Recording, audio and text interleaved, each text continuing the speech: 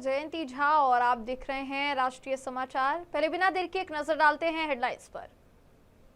छोटू मुखिया हत्याकांड में बड़ा अपडेट। 2012 की हत्या और 13 साल की लंबी सुनवाई का आखिरकार हुआ अंत। औरंगाबाद में मैट्रिक परीक्षा शुरू, कड़ी सुरक्षा के बीच 47,000 छात्र शामिल। रोहतास जिले में 58 केंद्रों पर मैट्रिक परीक्षा शुरू, सासाराम महिला महाविद्यालय बना आदर्श केंद्र। नालंदा में भीषण सड़क हादसा, 3 युवकों की मौत, सिलाव में ट्रक से वृद्ध की गई जान। 10वीं 12वीं बोर्ड परीक्षा देश भर में शुरू, 43 लाख से ज्यादा परीक्षार्थी शामिल। भारत रत्न से सम्मानित जननायक कर्पूरी ठाकुर की पुण्यतिथि पर आज बिहार विधानसभा परिसर में उन्हें भावभीनी श्रद्धांजलि दी गई। परिसर में स्थापित उनकी प्रतिमा पर पुष्प अर्पित करते हुए बिहार विधानसभा अध्यक्ष प्रेम कुमार ने कहा कि कर्पूरी ठाकुर ने दलित, पिछड़े और अति पिछड़े वर्गों के अधिकारों के लिए आजीवन संघर्ष किया है। उन्होंने कहा कर्पूरी ठाकुर ऐसे जननेता थे जिन्हें पक्ष ही नहीं विपक्ष भी सम्मान देता था। अध्यक्ष ने उनके सामाजिक न्याय के विचारों को आज भी प्रासंगिक बताते हुए कहा कि अगर कर्पूरी ठाकुर की राजनीति एक विचारधारा की वर्षा थी तो उस सोच को आगे बढ़ाने का काम नीतीश कुमार कर रहे हैं।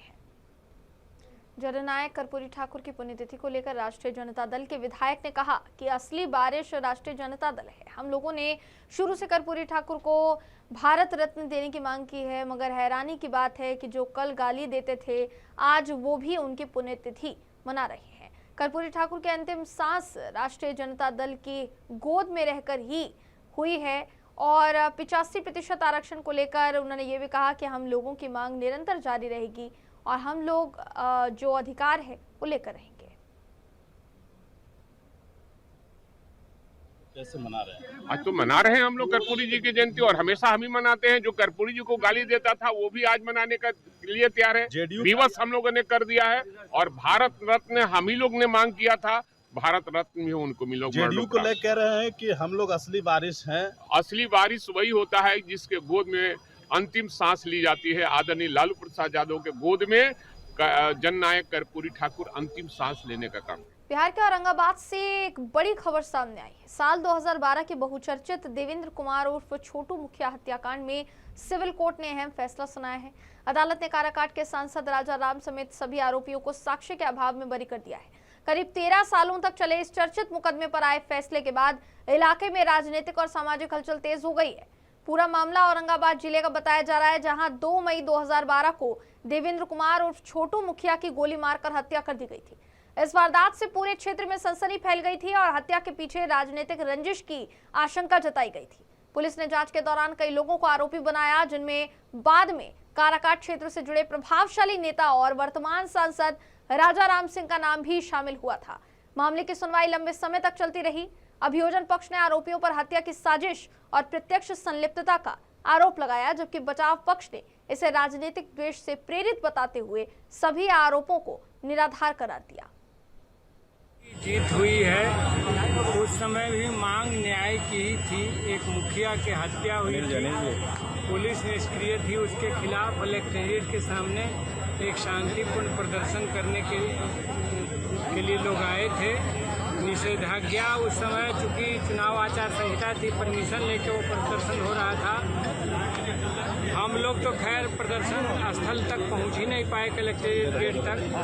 बद्री नारायण मार्केट में सभा थी, उस सभा में हम लोग बोल रहे थे और वहीं से हम लोगों की गिरफ्तारी हुई। हमने ये समझा था कि जब जनता ने बीच में हंगामा हुआ, लेकिन जनता ने जब डिसिप्लिन मान लिया तो इसीलिए की फोर्स भी डिसिप्लिन मान लेगी। 2 बार के एमएलए रहे हैं, इसीलिए के अनुभवी नेता रहे हैं, लेकिन हमने देखा कि पुलिस ने भारी अराजकता फैलाई और इसके 3 प्रमाण हैं। मानवाधिकार ने भी इसकी सुनवाई करते हुए हमें निर्दोष बताया। पुलिस को पेनाल्टी किया है 1.5 लाख का, 2 लाख का। और दूसरा तो जनता ने लोकसभा में हमको चुन करके 12 साल के इंतजार के बाद अपना फैसला सुनाया, हमारे हर पक्ष को देखते हुए। और तीसरा, आज न्यायाधीश ने भी हम लोगों को बरी किया। तो ये न्याय की जीत हुई है। इसमें जिन लोगों ने भी सहयोग दिया है, पत्रकार मित्रों ने भी उस मामले को काफ़ी हाईलाइट किया। बिहार में आज से मैट्रिक परीक्षा की शुरुआत के साथ ही औरंगाबाद जिले और दाऊदनगर अनुमंडल में प्रशासन ने सभी तैयारियां पूरी कर ली है। सुबह से परीक्षा केंद्रों पर परीक्षार्थियों की भारी भीड़ और उत्साह देखने को मिल रहा है। जिले में कुल 48 परीक्षा केंद्र बनाए गए हैं, जहां 47,000 से ज्यादा छात्र छात्राएं परीक्षा दे रहे हैं और इनमें छात्राओं की संख्या बेहद ज्यादा है। कदाचार मुक्त परीक्षा के लिए सुरक्षा के कड़े इंतजाम किए गए हैं। साथ ही साथ सभी केंद्रों पर दंडाधिकारी, पुलिस बल, साथ ही उड़न दस्ता टीम और सीसीटीवी से निगरानी की जा रही है। प्रथम पाली की परीक्षा सुबह 9:30 बजे से शुरू हुई, जबकि दूसरी पाली दोपहर 2 बजे से आयोजित होगी। देर से पहुंचने वाले परीक्षार्थियों को एंट्री नहीं देने के साफ निर्देश जारी किए गए हैं। केंद्रों के आसपास धारा 144 लागू है। मोबाइल से लेकर ब्लूटूथ समेत सभी इलेक्ट्रॉनिक उपकरणों पर पूरी तरह प्रतिबंध लगा दिया गया है। खासतौर से सजाए गए केंद्रों की जिम्मेदारी महिला पदाधिकारियों को सौंपी गई है। दाऊदनगर अनुमंडल में 26 और सदर अनुमंडल में 22 केंद्र बनाए गए हैं, जहां अधिकारियों को सुबह 8 बजे तक अनिवार्य रूप से उपस्थित रहने का निर्देश दिया गया था। प्रशासन शांतिपूर्ण और निष्पक्ष परीक्षा संचालन के लिए पूरी तरह मुस्तैद नजर आ रहा है। रोहतास जिले के 58 परीक्षा केंद्रों पर मैट्रिक परीक्षा शांतिपूर्ण माहौल में शुरू हुई। जिला प्रशासन के मुताबिक सासाराम में 28, डेहरी में 16, साथ ही विक्रमगंज में 14 परीक्षा केंद्र बनाए गए हैं, जहां कुल 47,199 परीक्षार्थी शामिल हो रहे हैं। सासाराम स्थित रोहतास महिला महाविद्यालय को आदर्श परीक्षा केंद्र के रूप में विकसित किया गया है, जहां केंद्र परिसर को गुब्बारों और सजावट से आकर्षक बनाया गया है। साथ ही परीक्षार्थियों का स्वागत किया जा रहा है। परीक्षा के दौरान तनाव मुक्त वातावरण बनाए रखने के लिए विशेष व्यवस्था की गई है और सुरक्षा के कड़े इंतजाम लागू हैं। तमाम केंद्रों पर सुबह 9 बजे से पहले ही परीक्षार्थियों का प्रवेश सुनिश्चित करा दिया गया है, जिससे परीक्षा प्रक्रिया व्यवस्थित ढंग से शुरू हो पाए।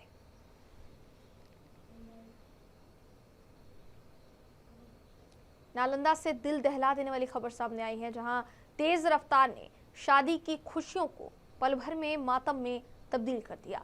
सुबह तेल्हाड़ा थाना क्षेत्र के कठार पुल के पास एक तेज रफ्तार स्विफ्ट कार अनियंत्रित होकर डिवाइडर से टकरा गई। टक्कर इतनी भीषण थी कि कार के परखच्चे उड़ गए। हादसे में कार सवार 3 युवकों की मौत हो गई। 2 ने मौके पर ही दम तोड़ दिया, जबकि एक ने अस्पताल ले जाते समय रास्ते में जान गंवा दी। एक अन्य युवक रितेश कुमार गंभीर रूप से घायल है और उसकी हालत नाजुक बनी हुई है। बताया जा रहा है कि सभी युवक जहानाबाद से तिलक समारोह में शामिल होने एकंगसराय के भातू बीघा गांव गए थे और लौटते समय अज्ञात वाहन से बचने के दौरान यह हादसा हुआ। मृतकों की पहचान कई लोगों के तौर पर हुई है, जिसमें रोहित कुमार, सोनू कुमार, उद्देश्य कुमार के रूप में मृतकों की पहचान की गई है। घटना के बाद परिवार में फिलहाल कोहराम मचा हुआ है और आगे की जांच में पुलिस जुटी हुई है।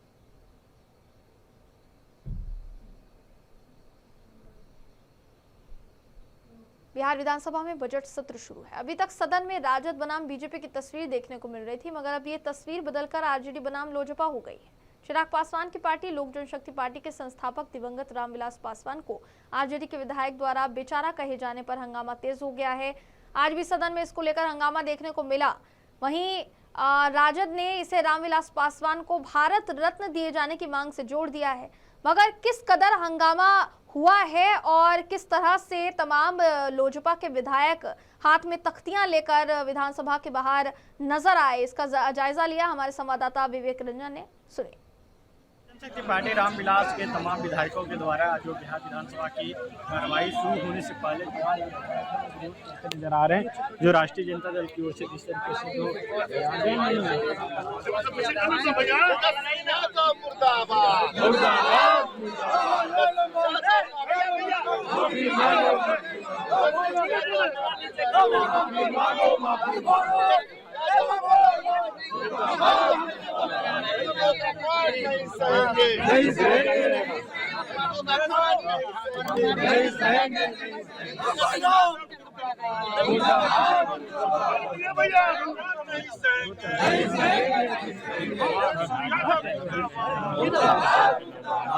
शुरू में पीछे बिहार विधानसभा है, उसके सामने आज भी आप लोगों ने विरोध किया था। विरोध चलता रहेगा, हमारे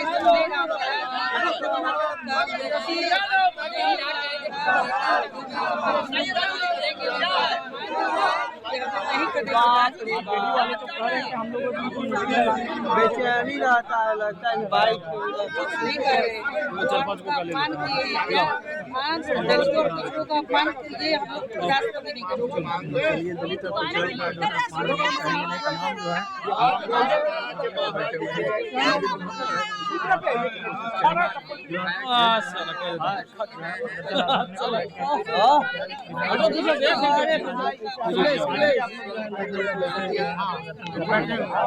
क्या मांगे तेजस्वी यादव माफी मांगे सदन में आकर विधानसभा के बाहर प्रदर्शन कर रहे हैं, तेजस्वी यादव के खिलाफ नारेबाजी कर रहे हैं। बात करेंगे। आज भी आप लोग सदन के अंदर आप लोगों ने तेजस्वी यादव के खिलाफ नारेबाजी की, आज भी बाहर में आप लोग बैठे। हम लोग उनका विरोध इसलिए कर रहे हैं क्योंकि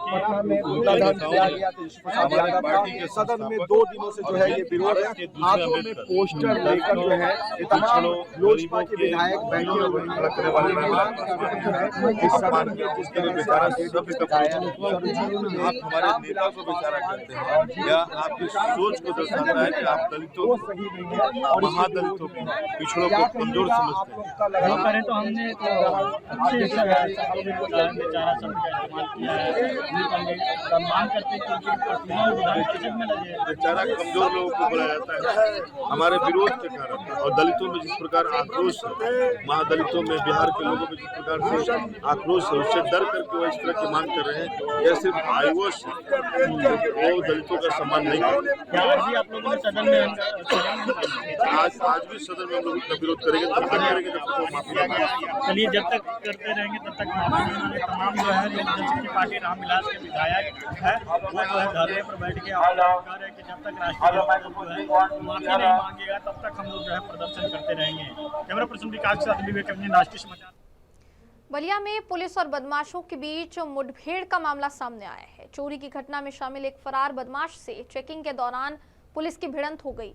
बाइक सवार संदिग्ध को रोकने का प्रयास किया गया, लेकिन वो भागने लगा और इसी दौरान उसकी बाइक सड़क की बाईं पटरी पर फिसल गई। खुद को घिरा देख बदमाश ने पुलिस पर फायरिंग कर दी, जिसके जवाब में पुलिस की कार्यवाही में उसके दाहिने पैर में गोली लग गई। घायल बदमाश की पहचान दिलीप साहनी निवासी दूही मुसी थाना बासडी के रूप में हुई है। उसके पास से एक बाइक, 315 बोर का तमंचा, एक जिंदा कारतूस, एक खोखा कारतूस बरामद किया गया है। मुठभेड़ की घटना बताई जा रही है कि सांगरपुर मार्ग स्थित महुआ मोड़ के पास हुई है, जहां आगे की कानूनी कार्यवाही पुलिस की तरफ से जारी है। केंद्रीय माध्यमिक शिक्षा बोर्ड की 10वीं और 12वीं बोर्ड की परीक्षाएं मंगलवार से देश भर में शुरू हो चुकी हैं। बोर्ड के मुताबिक इस साल कुल 43,67,870 परीक्षार्थी परीक्षा में शामिल हो रहे हैं, जिनमें कक्षा 10वीं के 25,08,319 और कक्षा 12वीं के 18,59,551 छात्र छात्राएं शामिल हैं। देश भर में 10वीं के लिए 8,075, 12वीं के लिए 7,574 परीक्षा केंद्र बनाए गए हैं। बोर्ड ने साफ किया है कि 10वीं के सभी छात्रों के लिए पहली बोर्ड परीक्षा में शामिल होना बहुत जरूरी है और कम से कम 3 विषयों में अनुपस्थित रहने वाले छात्रों को अनिवार्य पुनरावृत्ति श्रेणी में रखा जाएगा, जिससे वो केवल अगले साल फरवरी की मुख्य परीक्षा में ही बैठ पाएंगे। 2026 से 12वीं की उत्तर पुस्तिकाओं के मूल्यांकन में ऑन स्क्रीन मार्किंग प्रणाली लागू हो गई है, जबकि 10वीं का मूल्यांकन पारंपरिक भौतिक माध्यम से होने वाला है। नई व्यवस्था के तहत शिक्षकों को डिजिटल प्लेटफॉर्म पर अभ्यास सत्र पूरा करने और लॉगिन विवरण पंजीकृत ईमेल पर भेजे जा रहे हैं। नई दिल्ली के द्वारका साउथ थाना क्षेत्र में एलबीएस कॉलेज के पास हुए भीषण सड़क हादसे में 23 वर्षीय साहिल धनेश्वरा की मौके पर ही मौत हो गई, जबकि टैक्सी चालक अजीत सिंह गंभीर रूप से घायल हो गए और उन्हें आईजीआई अस्पताल में भर्ती कराया गया। दुर्घटना में एक टैक्सी, एक कार और एक मोटरसाइकिल शामिल थी। पुलिस की माने तो कार चला रहा 17 वर्षीय नाबालिग बिना ड्राइविंग लाइसेंस के पाया गया, जिसे जुवेनाइल जस्टिस बोर्ड में पेश कर ऑब्जर्वेशन होम भेजा गया। जहां से उसे 10वीं बोर्ड परीक्षा के आधार पर अंतरिम जमानत मिल गई। मगर पुलिस ने सभी वाहनों को जब्त कर लिया है और सीसीटीवी फुटेज कब्जे में लेकर जांच की जा रही है।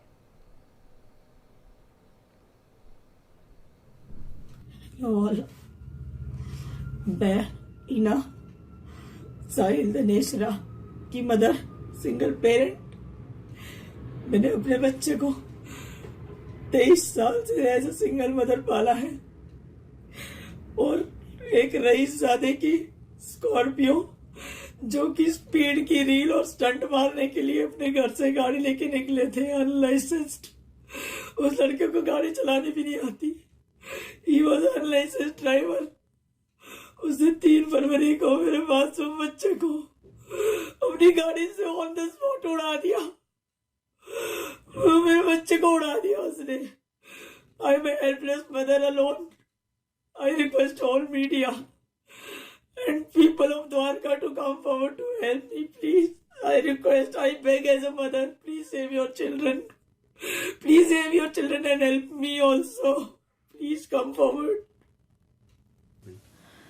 मैं आरोप नहीं लगा रही हूँ, ये सच है। 3 फरवरी को मेरा बेटा ऑफिस जा रहा था, ट्यूसडे का दिन था और मेरा बेटा अपने ऑफिस से 200 मीटर ही दूर था। ये स्कॉर्पियो जो है, मेरा बेटा इधर से आ रहा था तो ये स्कॉर्पियो ऑपोजिट साइड से अपनी सोसाइटी से आ रही थी और ये लड़का जो अक्षत्र सिंह जो ये स्कॉर्पियो चला रहा था, ये स्टार्टिंग से ही लेफ्ट मुड़ने के बाद बहुत ज़्यादा स्पीड में था ये। और ये जो है, ये उस दिन जो एफआईआर हुई है उसके हिसाब से उस दिन बताया गया एफआईआर में कि ये 19 साल का है, तो ये 18 साल से ऊपर का है एज पर एफआईआर। उस दिन की एफआईआर, बाद में इसको जुवेनाइल बताया गया, लेकिन उस दिन एज पर एफआईआर इसको 19 साल का बताया गया था। और पैसेंजर सीट पर इसकी बहन थी। ये लोग अपने घर से फन रील्स बनाने के लिए निकले थे, स्पीड वाली रील्स ही बनाए। इन्होंने वो जो रील बनाई है उसमें क्लियरली इनकी स्पीड दिखाई दे रही है, पता चल रहा है कि कितनी स्पीड, क्योंकि जब मुड़ा है सोसाइटी से मुड़ते ही इसने फुल एक्सीलेटर दे रखा है अपनी गाड़ी पे। इसकी सिस्टर जो पैसेंजर सीट साथ में बैठी थी वो रील्स बना रही थी और इनका ध्यान दोनों का रील पर था। ये जो एक्ट है ये इनकी क्रिमिनल एक्टिविटी दिखाता है कि जिन बच्चों को ये लगता है कि हम कुछ भी करेंगे रोड पे जाके और हमारे माँ बाप के पास पैसे हैं तो हमें कोई पनिशमेंट नहीं होगी, हम कुछ भी कर सकते हैं। ये क्रिमिनल मेंटालिटी है, ये कोई गलती नहीं है।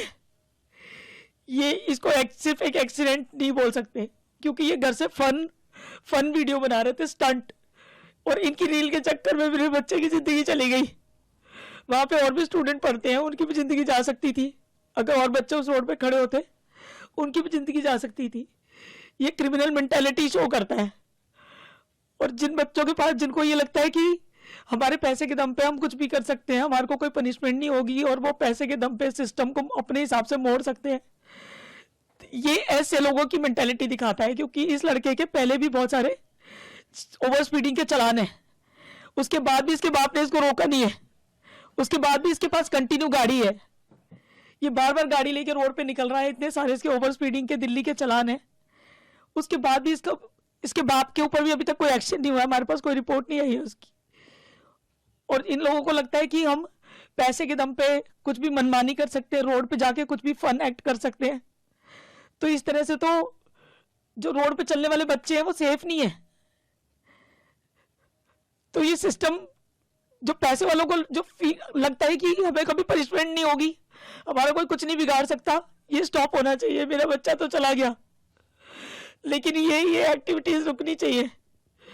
मेरे बच्चे के लिए तो मुझे इंसाफ चाहिए, लेकिन ये जो अपनी मनमानी करते हैं पैसे के दम पे, अपने सिस्टम को मरोड़ के कि हमारे माँ बाप हमें पैसे देके बचा लेंगे, हमारा कुछ नहीं हो सकता, ये नहीं होना चाहिए। रोड पे चलने वाले बच्चे जो है वो सेफ नहीं है। ऐसे लोगों की वजह से कोई भी सेफ नहीं है रोड पे। इनको पनिशमेंट मिलनी चाहिए।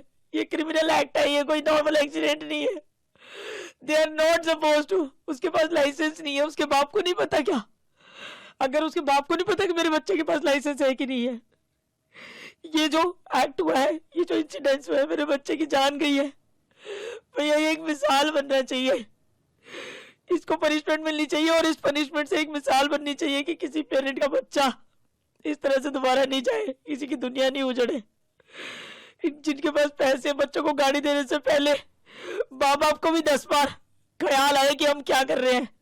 ये उनकी भी रिस्पॉन्सिबिलिटी है कि जिन बच्चों के पास लाइसेंस नहीं है, जिन्हें गाड़ी चलाने की सेंस नहीं है, उनके हाथ में लग्जरी गाड़ियां कंफर्ट के नाम पे देके किसी की दुनिया उजड़वा देते हैं 1 मिनट में। मेरे पास तो मेरे बच्चे के अलावा कोई था ही नहीं, मैं क्या करूंगी अब मैं क्या करूंगी। मैं अपने बच्चे के लिए जस्टिस मांग रही हूँ और please support me. Uttar Pradesh के बलिया में त्योहारों और बोर्ड परीक्षाओं को देखते हुए प्रशासन ने भारतीय नागरिक सुरक्षा संहिता 2023 की धारा 163 लागू कर दी है। अपर जिला मजिस्ट्रेट अनिल कुमार द्वारा जारी आदेश के मुताबिक ये व्यवस्था 13 फरवरी 2026 से 31 मार्च 2026 तक प्रभावी रहेगी। इस अवधि में जनपद की सीमा में 5 या उससे ज्यादा व्यक्तियों के इकट्ठे होने पर प्रतिबंध रहेगा। साथ ही जुलूस, धरना प्रदर्शन और आपत्तिजनक प्रचार प्रसार पर भी पूरी तरह रोक लगाई गई है। परीक्षा केंद्रों पर मोबाइल, ब्लूटूथ और अन्य संचार उपकरणों के इस्तेमाल पर भी पूरी तरह से रोक लगा दी गई है ताकि कानून व्यवस्था और परीक्षाएं शांतिपूर्ण ढंग से पूरी हो पाए। राजस्थान के झीलों के शहर उदयपुर को भारतीय रेलवे की ओर से बड़ी सौगात मिली है। लंबे इंतजार के बाद अहमदाबाद से जुड़ने वाली वंदे भारत ट्रेन का शुभारंभ किया गया। इस अवसर पर चित्तौड़गढ़ के सांसद सीपी जोशी और उदयपुर के सांसद मन्ना लाल रावत ने ट्रेन को हरी झंडी दिखाकर रवाना किया। इस नई सेवा से क्षेत्रीय कनेक्टिविटी मजबूत होगी, साथ ही साथ यात्रियों को तेज, सुरक्षित और आधुनिक यात्रा सुविधा का लाभ मिलेगा।